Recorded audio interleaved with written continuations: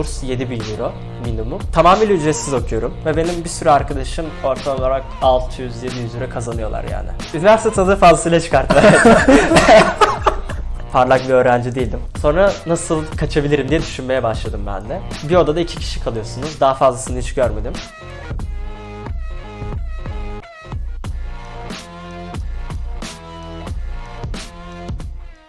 Herkese merhaba arkadaşlar. Oran Armış'ın yepyeni bölümüne hoş geldiniz. Bugün konumuz İtalya. Deniz arkadaşımız Deniz var yanımda. Kendisi kameramanımız Emre'nin arkadaşı.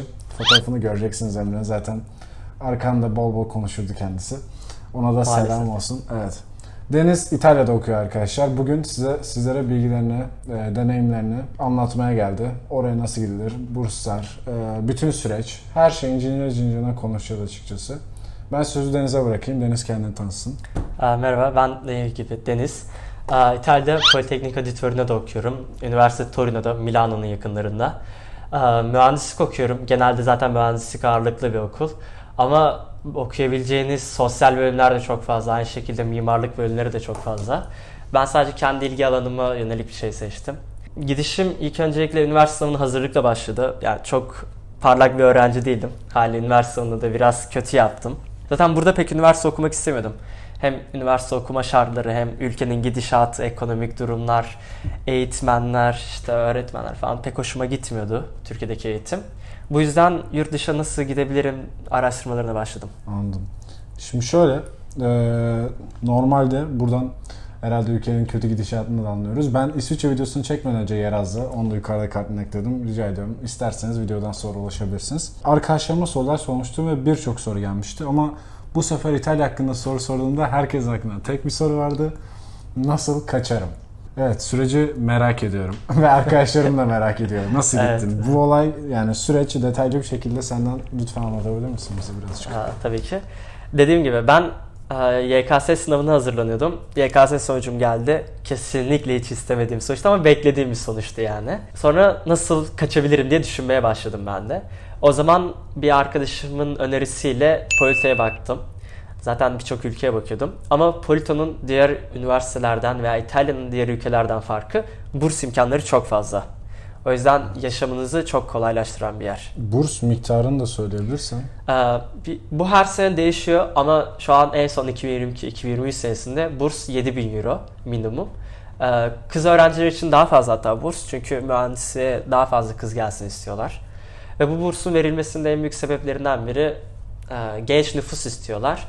Ve bu burs ekonomik bazlı bir burs. O yüzden başarısız olsanız bile sınavda, yani sadece geçme notu alsanız bile ekonomik durumunuzdan dolayı gelebiliyorsunuz. Evet, ki Türkiye'deki öğrenciler için anladığım kadarıyla Kesinlikle. Euro ile bağlantılı olduğumuz için kolayca alabiliyoruz yani. Daha önce bu bursu alamayanla tanışmadım ben yani o kadar. 7.000 euro bu arada 4 senelik eğitim için mi? Bu arada 3 sene mi İtalya'da eğitim, 4 sene mi? İtalya'da eğitim 3 sene, mühendislik 3 sene, yüksek lisans 2 sene, toplamda 5 sene. Bu burs her sene veriliyor. Her senenin bir Aralık ayının sonunda, bir de Haziran ayının sonunda veriliyor. %50 olmak üzere. 3 sene boyunca alıyorsunuz. Yani senede totalde 7.000 euro burs mu alıyorsunuz? Evet, toplamda 21.000 euro burs alıyorum yani.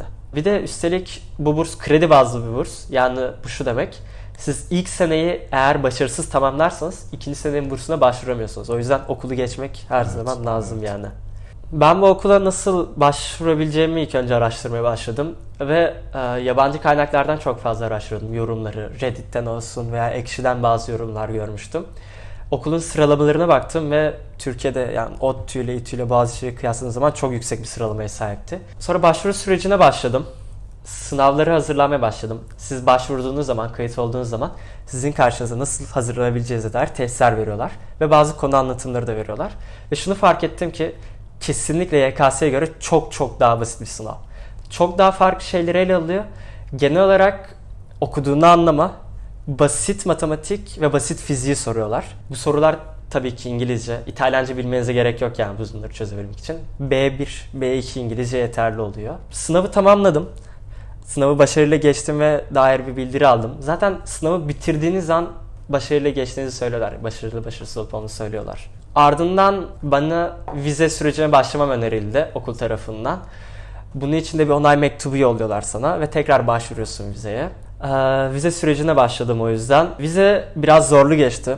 Çünkü Türkiye'den genel olarak yurt dışında ülkeler, özellikle Schengen bölgesinde çok istemiyorlar yeni gelen insan.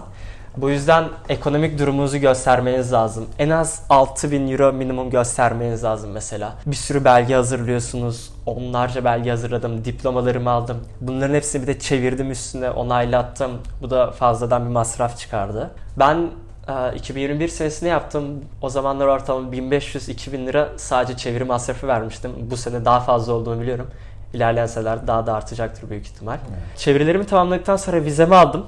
Ve daha da zorlu bir süreç geldi. Burs başvurusu. Çünkü burs için sizden ekonomik belgelerinizi istiyorlar. Ama bu belgeler o kadar fazla ki ve Türkiye'ye yönelik belli bir açıklama yok. Bundan ötürü siz ne yapacağınızı biraz zor buluyorsunuz. Ben arkadaşlarımla hatırlar 4-5 kere vizeye gitmiştim. Konsolosluğa gidip bilgi almak için. Kaymakamlıklara gittim sürekli, hangi belgelerimi nasıl alırım diye. Bayağı da bir darlamıştım orada, bazı sıkıntılar da çekmiştim. Sonra bu belgeleri de tekrar çevirttim. Vize belgelerim de tamamdı artık. Vizemi de almıştım. Burs belgelerim de tamamdı. Sadece gitmek kalmıştı önümde. Ve ona hazırlık yapıyordum artık. Bir sorum var. Ücretsiz mi okuyorsun? Tamamıyla ücretsiz okuyorum. Şöyle, normalde Türkiye'den gelen öğrenciler için okul ücreti 2.000 euro. Avrupa öğrenciler için, yani Avrupalı öğrenciler için 160 euro. Ama eğer bu bursa başvurursanız sizin 7.000 euronun üstüne okul paranızı da ödüyor. Yani aslında bursunuz yıllık 9.000 euro civarına denk geliyor. Bu geri kalan okulun, yani burstan ayrı olarak okulun kendi verdiği imkanlardan ayrı bir şey. Çünkü aynı zamanda okula başvurduğunuz zaman sizin orada İETT kartı tarzı bir şey almanız lazım. Bunun parasını da okul ödüyor ve bu ortalama 200 euro. Siz de aynı zamanda müze kartlarınızı da ödüyor ve belli başlı eğlence kartlarınızı da ödüyor. Peki tamam, gittin. Sayısız belge, türlü zorluk. Ayrıca orada sana rehberlik etmeyen birinin sana rehberlik etmemesinin noksanlığını da çektin. Kesinlikle. Gerçekten. Çünkü büyük soru işareti, farklı bir ülke, ne yapacağını bilmiyorsun, sürekli araştırıyorsun, konsolosluk ev. Anladım. Fakat şimdi merak ettiğim, oraya gittiğinde yaşadığın zorluklar. Çünkü orası da ayrı bir soru işareti olması gerektiğini düşünüyorum. Bambaşka bir ülke. Biraz bundan bahseder misin? Evet, maalesef bu konsolosluktan ve burstan çok daha zorlu bir süreçti. Çünkü genel olarak Avrupa'da İngilizce biliyorlar. Özellikle Kuzey Avrupa ülkeleri. Ama İtalya'da bu durum kesinlikle böyle değil. Ve İngilizce bilme oranları çok düşük. Oraya gittim. İlk başta kalacak yer bulmam lazımdı. Bir hostelde kaldım. Hosteller ortam olarak 8 kişinin aynı odada kaldığı yerler. Bir iki hafta orada kaldım. Ve bu süreçte ev aramaya başladım. Ve ev arama oraya giden herhangi bir karşılaşacağı en zorlu şey. Çünkü emlakçılara gidiyorsunuz. İngilizce kesinlikle bilmiyorlar. Translate ile konuşmaya çalışıyorsunuz. Facebook'tan ev bulabilirsiniz belki ama orada da kazıklanma ihtimaliniz veya dolandırma ihtimaliniz çok yüksek ve birkaç arkadaşım da oldu dolandırılan. Bu süreçte hostele para veriyorsunuz veya otele para veriyorsunuz. Sürekli cebinizden para çıkıyor. Ve ev ararken maalesef ki sahibinden tarzı veya düzgün bir emlak sitesi yok. Bu yüzden emlakçılara bakıyorsunuz. Emlakçının adresini kaydediyorsunuz ve her gün saatlerce emlakçı geziyorsunuz. Ben ilk gittiğim hafta her gün ortalama 6 saat sadece yürüyordum emlakçılar arasında. En sonunda kendime, yani hem bütçeme uygun hem de hoşuma giden bir ev buldum. Size bir tarih veriyorlar evi gezmeniz için. Evi gittim, gezdim, gördüm. Yani gayet hoşuma gitti ve çıkmaya karar verdim. Sonra bir sürprizle daha karşılaştım. Emlakçı parası. O da biraz ağır vurmuştu. Hem emlakçı parası hem depozito hem kirayı bir anda ödeyince biraz kötü olmuştu. Buradan anladığım kadarıyla okulun bir yurt imkanı yok. Var ama maalesef Türk Burs öğrenci... karşılamıyor. Hayır. Şöyle, okul aslında burs zaten okul tarafından verilmiyor. Oradaki burslar bölgesel burslar. EDUSU Piemonte bölgesinin bursu ve bu yurtlar bölgesel, yani EDUSU'nun yurtları, bursun yurtları. Ama burada şöyle bir nokta var. Siz ekstra öğrenciler olarak sayılıyorsunuz. Avrupa Birliği dışından gelen öğrenciler. Ve size yurtlarda çok daha az kota koyuyorlar. Yani çok daha az kişi katılabiliyor. Ve ilk seneden Türklere yurt verilmesi gerçekten imkansız gibi bir şey. %0.1 ihtimal. Çünkü oradan Afrika'dan gelen inanılmaz fakir öğrenciler de var yani. O yüzden yurt kesinlikle çıkma ihtimali yoktu ilk sene. Anladım. Ama başarınıza göre çıkıyor ikinci sene yurt. Yani sen hem kaç ders geçtin hem de bu dersleri hangi ortalamayla geçtiğine bakılıyor. Ve ne kadar yüksekse o kadar iyi bir yurta yerleşebiliyorsunuz. Yüksek bir ortalamayla ikinci senede şansınız var arkadaşlar. Evet. Yurtlardan biraz bahsedeyim istiyorsan. Tamamdır. Yurtlar Edisu yurtları diye geçiyor. Bu yurtlarda ortalama olarak bir odada 2 kişi kalıyorsunuz. Daha fazlasını hiç görmedim. Çok iyi. Evet. Bazı yurtlar benim okuluma uzak ama diğer okulların kampüslerine yakın. UNITO diye bir okul daha var. Burada doğru hatırlıyorsam tıp ve hukuk İngilizceydi. Ama ben mühendislik okuduğum için oraya gitmek istemedim. Ama kesin olarak şöyle bir kural var. İlk 2 seneyi 2 kişilik odalarda kalıyorsunuz. 3. seneyi ise tek kişilik odada kalıyorsunuz. Bazı yurtlarda klima dahil, oyun alanları dahil bir sürü imkan var. Bazı yurtlarda bunlar daha az ama yine yani Türkiye'deki yurtlarla karşılaştırabilecek kadar kötü değil. Ne oluyor arkadaşlar? Evet, yani bir odada 8 kişi kalmıyorsunuz. O yüzden yurt hiç bakmadım ama başvurmuştum, çıkmadı yani zaten. Evet, ne olur ne olmaz başvurun. Hiçbir Ya şey kesinlikle hiçbir başvurun. şey kaybetmezsiniz. Evet, zaten size yurt başvurmanızı istiyorlar yani, orada da öneriyorlar. Evi ayarladım, artık genel olarak yapmam gereken şey okula başlamak haliyle. Ben bir de vizem geç geldiği için, belgeleri hazırlamak da geç olduğu için okula biraz geç gittim. Okula gittiğimde gerçekten çok şaşırdım. Çünkü Türkiye'dekinden biraz daha farklı okul yapıları. Türkiye'de genelde okullar Amerikan tarzı okullar oluyor. Yani bu şu demek: okulun kendi kampüsü oluyor ve işte içinde ormanlık bir alan oluyor, eğlence alanları oluyor, barlar, yemek yiyebileceğiniz yerler oluyor, kafeteryalar. Barlar artık yok ama. Aa, barlar da yok artık, evet. Onlar da görüyorsun. Okullarda yemekhaneler oluyor, kampüs işte alanları oluyor, yurtlar okulun içine dahil oluyor Evet. genellikle. Ama İtalya'da okullar, yani daha Avrupa'da okullar genelde kampüssüz ve şehir kampüsü diye geçiyor. Yani okulda böyle oturabileceğiniz bir ormanlık alan yok. Okulun içinde genelde bir kafeterya muhabbeti olmuyor veya bir kafeler tarzı bir şey yok. Yani eğer okulda bir kahve içmek istiyorsanız sadece otomattan alabiliyorsunuz. Bu biraz kötü hissettirmişti çünkü ben çok okulun nasıl olduğuna bakmadan gitmiştim. Yani resimlerde çok güzel gidiyordu ama böyle ne kadar alan kapladığına bakmamıştım tabii ki. Ama şu gerçekten inanılmaz güzeldi. Okullar tabii ki çok eski orada. Yani benim okulum doğru hatırlarsam 150-200 yıllık falan. Ama 600-700 yıllık okullar da var. Amfiler kesinlikle muhteşem. Genelde 200-250 kişilik oluyor amfiler. Ve çok teknolojik. Bizim okul özellikle makine mühendisi ve uzay mühendisi alanında çok iyiydi. O yüzden gerçekten çok farklı projeler vardı okulda. Özellikle kariyer kulüpleri çok önemli okulda. Yani mesela özellikle F1 meraklısıysanız gerçekten çok fazla imkan var Polito'da. Ama eğer diyorsanız ki ben bir kitap okuma kulübü, bir dağcılık kulübü, herhangi bir spor kulübü veya herhangi bir hobi kulübüne katılmak istiyorum. Sosyal, böyle bir imkan yok. Okulda bu tarz kulüpler yok. Genelde İtalya'nın hiçbir okulunda böyle bir kulüp yok. O yüzden kulüp hayatı biraz benim canımı sıkmıştı çünkü ben her zaman işte böyle kulüplere giderim, orada işte arkadaşları dinlerim, bir şeyler yaparız diye düşünüyordum. O biraz hayal kırıklığıydı, evet. Yani bu açıdan sosyal bir sıkıntı çektin ama merak ettiğim bir şey daha var. Partiler. Yani bunu bir şekilde kapamış olman lazım diye düşünüyorum. Sosyalleşmiş olman lazım diye düşünüyorum. Evet. Partiler var mıydı? Varsa bu sana yardımcı oldu mu? Bir şekilde eğlendin mi? Üniversitenin tadını çıkartabildin mi? Üniversite tadı fazlasıyla çıkarttı. Ya okulun içinde kendi partisi yok. Ama oraya genelde gelen öğrenciler yurt dışından geliyor ve herkes tabii ki tanışmak istiyor. O yüzden sınıfa ilk girdiğiniz anda tüm herkese tanışmış gibi oluyorsunuz biraz. Çünkü o klasik konuşma vardır ya, işte ne okuyorsun, nereden geldin tarzı muhabbetlerden. Bir anda böyle 150 kişiyi eklemiş oluyorsunuz Instagram'dan yani. Herkes böyle bir grup açıyor, şey yapıyor. Partiler şöyle, genelde bu tarz işte edindiğiniz arkadaşlar size şöyle bir grup var diyor. Böyle bir Telegram grubu var diyor. Onlara giriyorsunuz. Ve genelde bazı barlar oluyor. Bu barlar öğrencileri ağırlayan barlar oluyor. Mesela özellikle Torino'da Derkeller diye çok ünlü bir bar var. Perşembe geceleri Erasmus partileri oluyordu burada. Genelde yabancı öğrenciler, bazen İtalyanlar da geliyor. Oraya gidiyorsunuz, tamamıyla İngilizce konuşuyorsunuz, insanlarla tanışıyorsunuz. Mesela aynı şekilde çarşamba günleri language exchange, yani dil değişim günleri de oluyordu. Yine İngilizce konuşuyorsunuz ama biraz daha yaşça büyük insanlar olabiliyor orada. Burada ama bazı önemli noktalar var. Ben gittiğim zaman 18 yaşındaydım. Çünkü Türkiye'de üniversite başlayan biri 18 yaşında oluyor. Ama İtalya'da 19 yaşında başlıyorlar.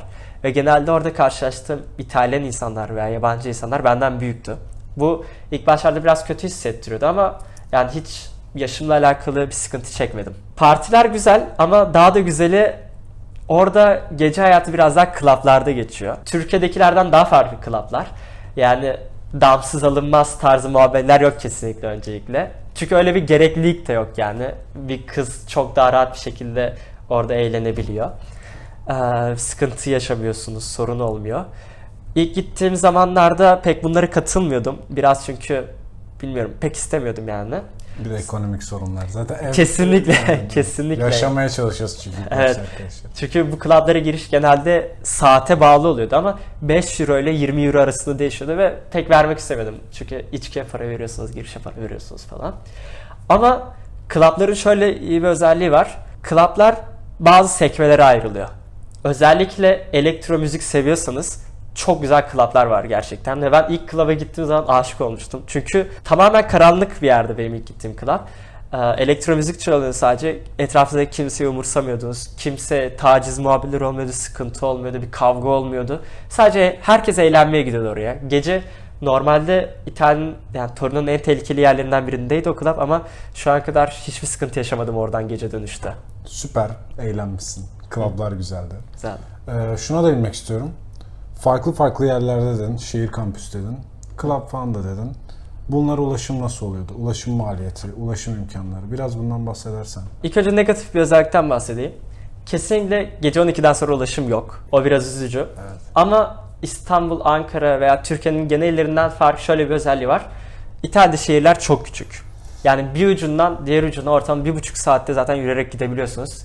Ki öyle bir gereklilik de olmuyor. En fazla yarım saat yürüyorsunuz yani. Ulaşım şöyle. GTT adında bir kart var Torino'da. Diğer yerlerde adları farklı bunların. Bu kart YTT kartıyla aynı işlevi görüyor. Metrolara, otobüslere binebiliyorsunuz haliyle. Bu kartları yıllık ve aylık olarak alabiliyorsunuz. 25 yaşından küçükseniz daha ucuz alıyorsunuz. Bir de üstüne okul sizin bu kart için paranızı ödüyor.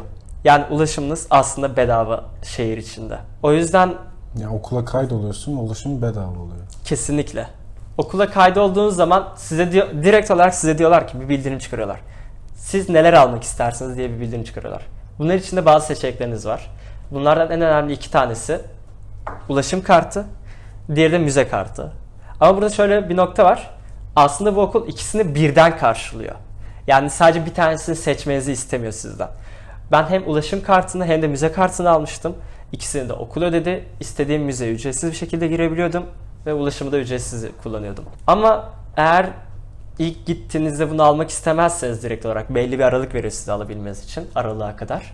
Aralığa kadar almak istemezseniz genelde küçük kartlar veriyor size. Otomatlarda alabildiğiniz 1 günlük, 1 saatlik, 1 haftalık kartlar. Onlarla da ilk başlarda sağlayabilirsiniz ulaşımınızı. Ne kadar aşağı yukarı mesela bu? 1 haftalık kartlar 7 euro falan da. Evet. Peki ulaşımdan da bahsettik. Temel şeylerden ilerliyoruz. Besin. Eve geçtin. Yaşaman lazım, beslenmen lazım. Birazcık bundan bahsedebilir misin bize?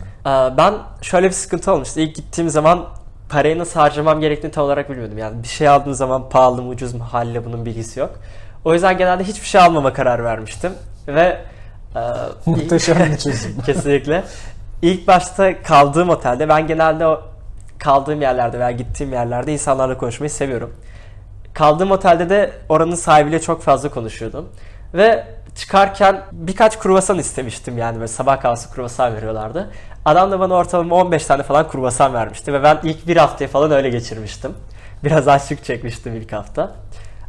Ardından eve geçtim. Ne yaptı? Günde 2 kruvasanla mı yaşadın? Evet, genel olarak öyleydi yani. Eve çıktım. Artık tabii kruvasanlar bitmişti. Kendi yemeğimi almam gerekiyordu. İlk başta birkaç market gezdim. Carrefour, Tem diye bir market var İtalya'da olan. Bunlar orta segment marketler genel olarak. Ama Ins adında bir market daha var. Orası daha ucuz segment. Genelde sattıkları ürünlerde daha farklı oluyor tabii. Daha kalitesiz veya kaliteli oluyor.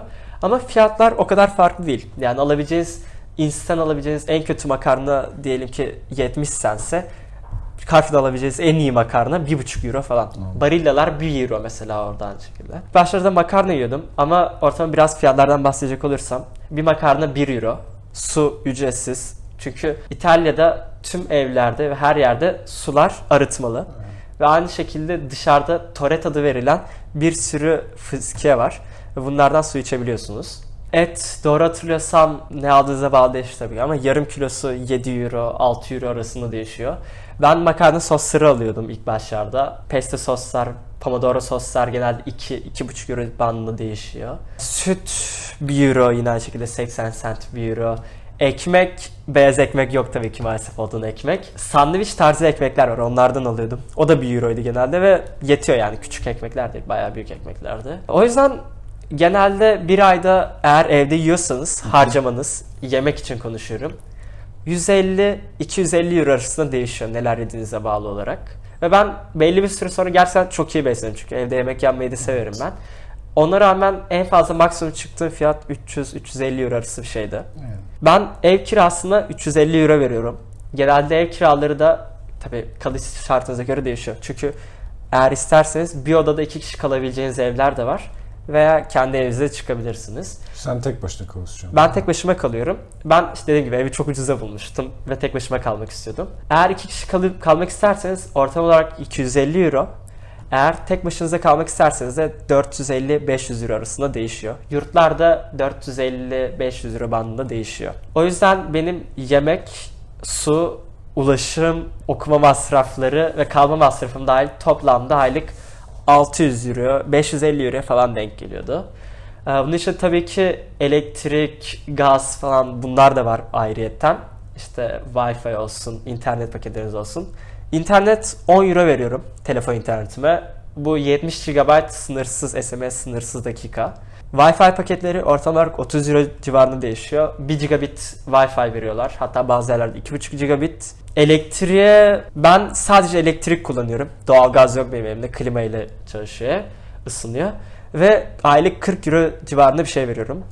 Ocak falan da mı elektrikli? Hepsi elektrikli, her şey elektrikli. 40 euro veriyorum aylık. Elektrik faturaları da 2 ayda bir, 3 ayda bir geliyor genelde. Toplamda 600-700 civarında net bir şekilde yaşıyorsunuz. Yani bunun içinde birazcık da böyle akşamları bir şeyler içmek isterseniz falan, onlar da dahil. Tabii dışarıda yemeği saymadım. Peki bu kafeteryalarda yemek fiyatları nasıl oluyor? Kafeteryalarda ücret 3 euro. Sabit Torino'da yiyebileceğiniz. Kafeteryalarda sistem şöyle işiyor. Bu kafeteryalar okulun kafeteryası değil. Size burs veren EDÜSU'nun kafeteryaları. Ve şehrin içinde bir sürü bölgede var bu kafeteryalar. Şehrin çok dış bölgelerinde de var. Kampüslere çok yakın yerlerde de var. Benim şansıma, benim gittiğim asıl kafeterya, okulun içinde bir tane kafeterya var. Diğer okullarda yok genelde bu. Dediğim gibi 3 euro ücret, 2 öğün yemek yiyorsunuz ve 3 çeşit yemek veriyorlar. Ve bu yemekler gerçekten sağlıklı yemekler. Yani patates ağırlıklı veya makarna ağırlıklı yemeklerden ziyade kesinlikle bir et yemeği oluyor. Patates alabiliyorsunuz veya yeşillik, salata tarzı şeyler alabiliyorsunuz. Üstüne bir de makarna ve farklı yemekler alabiliyorsunuz. Porsiyonlar gayet büyük. Ben gittiğim zaman gerçekten doyuyorum. O yüzden hiç evde yemek yapmayıp da sadece 6 euro verip her gün bu yemekten faydalanabilirsiniz. Anladım. Böyle bir imkan var yani. Peki bu kafeteryaların yerlerini size önceden belirliyor mu, yoksa sen kendin mi keşfetmen gerekiyor? Sizin burs aldığınız yerde EDÜSU'da internette direkt olarak kafeteryaların nerede olduğu yazıyor. Üstüne bazı kafeteryalar özel kafeteryalar. Mesela bizim okulun kafeteryası normal yemek kafeteryası. Ama Olimpia diye başka bir kafeteryada direkt pizza yapılıyor. Yani fırın var ve sizin istediğiniz malzemeleri söylüyorsunuz. Sıfırdan pizza yapıyorlar. Veya başka bir kafeteryada 24 saat değil pardon. Belli saatler aralığında da yemek alabiliyorsunuz. Yani öğle, akşam arası, sabah da gidebiliyorsunuz. Akşam üzeri de gidebiliyorsunuz.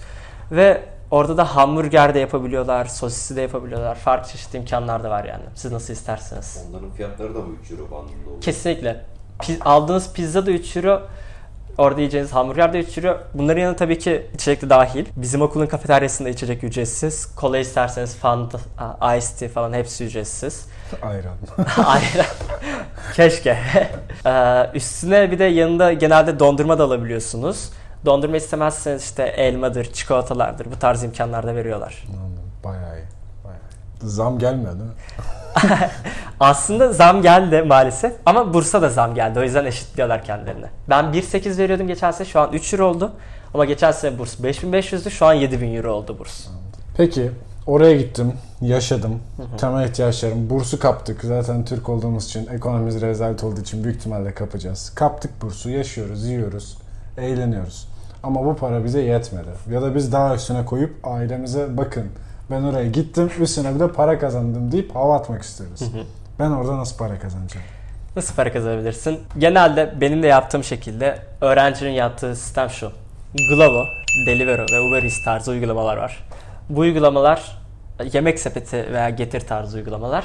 Ama farklılıkları şu. Siz kendiniz kuryelik yapabiliyorsunuz. Oturum izni alıyorsunuz. Bu da ayrı bir mesele. Burada da bir sürü belge topluyorsunuz. Oturum izninizi aldıktan sonra bu uygulamalara başvuruyorsunuz ve kurye olarak çalışıyorsunuz. Sadece bisiklet yeterli. Ben kendi bisikletim 50 euroya aldığım yeterli bir bisiklette. Kuryeliğe başladım.